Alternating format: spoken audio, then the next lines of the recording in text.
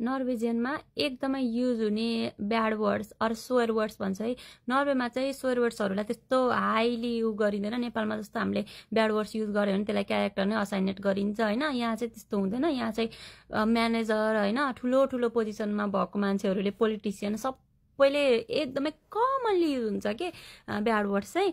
म पनि आफै सक भएको थिएँ। तिनीहरूमध्ये सबैभन्दा धेरै कमनली युज हुने, मोस्ट इम्पोर्टेन्ट, डेली लाइफमै युज हुने ब्याड वर्ड्स भन्छ है। सुरुको चाहिँ हेलभेत्ता।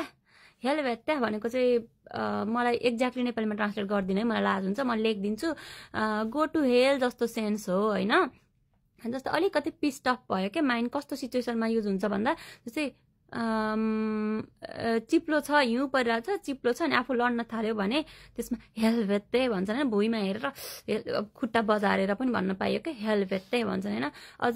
अनि अर्को कुरा चाहिँ अब आफूलाई एकदम अल्छी लागेको छ, बेडबाट उठ्नै मन छैन अनि आफ्नो मोबाइल चार्ज गर्दैछु, चार्जर चाहिँ अलिकति टाढा छ, इमेजिन त्यस्तो भने हेलभेत्ते भनेको पिस्ड अफ भयो क्या। नर्मल थोरै आफ्नो नर्मल सिचुएसनबाट अलिकति मुड अफ जस्तो भइदियो भने हेलभेत्ते भनिन्छ होइन। अनि अर्को चाहिँ याब्ला अथवा याब्लर पनि भन्छन् होइन। याब्ला भनेको एफ वर्ड है, त्यो भनेको होइन, म लेख्छु अहिले इङ्ग्लिसमा। अनि त्यो चाहिँ कस्तो, याब्ला नस्केम्यान पनि भन्छन् है। स्विडिसहरूले चाहिँ नर्वेजियनलाई सराप्नु पर्यो, गाली गर्नु पर्यो, याब्ला नस्केम्यान भन्छन् होइन। अब इमिग्रेन्ट्सले पनि याब्ला नस्केम्यान भन्छन् है। अनि त्यो चाहिँ कस्तो भन्दा एफ अनि नर्वेजियन भन्न खोजेको क्या। मलाई एक्ज्याक्टली भन्नै लाज हुन्छ, म भन्दिनँ।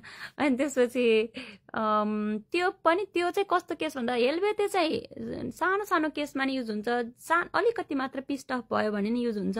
तर याब्ला चाहिँ अलिक बिग इन्सिडेन्ट जस्तै क्या, बिग इन्सिडेन्ट भयो भने याब्ला भन्छन् होइन, अथवा याब्ला नस्केमान।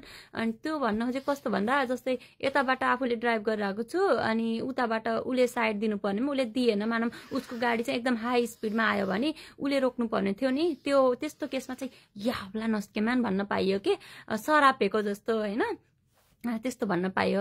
अनि अर्को चाहिँ फान भनेको चाहिँ अब त्यो त्यस्तो धेरै हाई लेभल उता होइन। फान भनेको ड्यामिट अथवा त्यो एफ वर्ड पनि हो फान। फी फान पनि भन्छन्। फी फान भनेको चाहिँ म लेख्छु है, त्यही लेखेरै भन्छु।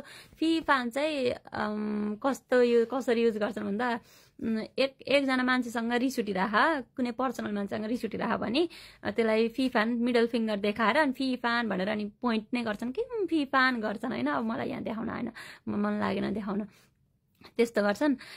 त्यो पनि एकदम कमनली युज हुन्छ। अब पहिला नि भनिसकेको थिएँ, द्रित भन्छन्। द्रित भनेको चाहिँ सिट, द्रित भनेको डट्टी हो नि त होइन नर्वेजियनमा, अनि सिट भन्नु पर्यो भने चाहिँ द्रित भन्छन् है।